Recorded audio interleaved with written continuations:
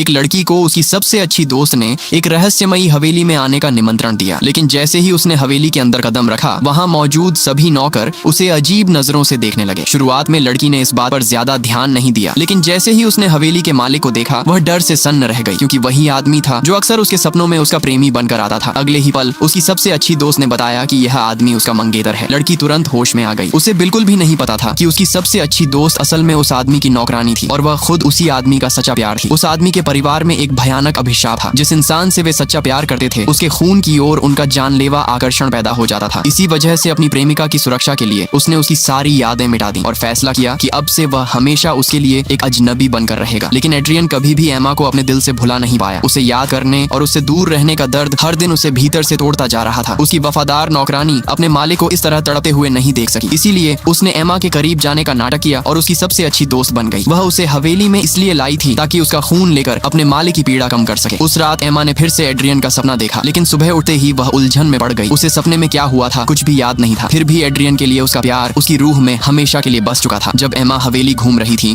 तब उसे गुलाबों के बीच छिपी हुई एक शादी की तस्वीर मिली। तस्वीर में दुल्हन का चेहरा ढका हुआ था, जिसने उसकी जिज्ञासा और बढ़ा दी। लेकिन जैसे ही वह दुल्हन का चेहरा देखने वाली थी, तभी अचानक बटलर वहां आ गया और उसे रोक दिया। उसके जाने के बाद एड्रियन पीछे से बाहर आया और उस तस्वीर में मौजूद दुल्हन कोई और नहीं बल्कि एमा ही थी। शाम होते ही एमा ने एक बार फिर एड्रियन का सपना देखा। इस बार एड्रियन बेखौफ होकर उसके करीब आया और एमा ने अपनी उंगलियों से उसकी बाह पर हल्का सा निशान बना दिया। सुबह जब उसकी आंख खुली तो उसे शर्म भी आ रही थी और अजीब सा अपराध बोध भी महसूस हो रहा था। लेकिन जब उसने दोबारा हवेली के मालिक एड्रियन को देखा तो उसकी सांसें थम गईं, क्योंकि उसकी बाह पर बिल्कुल वैसा ही खरोंच का निशान था जैसा उसने अपने सपने में बनाया था। ये देखकर एमा अपनी भावनाओं पर काबू नहीं रख सकी। घबराहट में उसके हाथ से उसका बैग नीचे गिर गया, लेकिन एड्रियन को समझ ही नहीं आया कि वह इतनी परेशान क्यों है। उसने झुककर उसका बैग उठाया। उसे लगा कि एमा नौकरी की तलाश में है, इसलिए उसने खुद उसके लिए अपनी कंपनी चलने का इंतजाम कर दिया। जब एमा ने देखा कि एड्रियन भी उसी कार में बैठा है, तो वह मना करना चाहती थी, लेकिन ड्राइवर ने उसे कोई मौका ही नहीं दिया। आखिरकार उसे एड्रियन के साथ उसकी कंपनी जाना पड़ा। लेकिन जैसे ही दोनों लिफ्ट के अंदर पहुंचे, एड्रियन अब खुद को उसके करीब आने से रोक नहीं पाया। आगे का पार्ट देखना है तो कमेंट में यस लिखो।